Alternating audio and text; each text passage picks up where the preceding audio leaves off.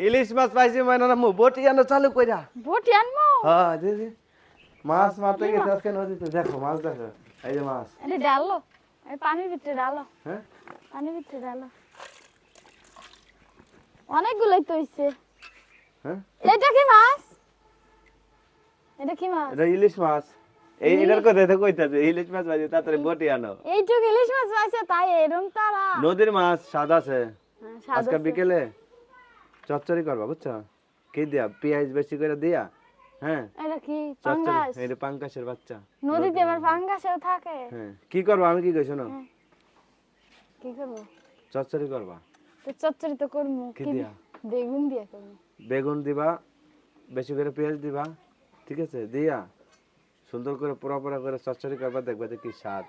আচ্ছা আমি বিকালে কইরা দিমু হ্যাঁ হ্যাঁ তুমি টাটকা টাটকা খাইবা হ্যাঁ টাটকা খাবো টাটকা খাইবা দেখো যে অনেক তাজাই আছে এখন অনেকগুলো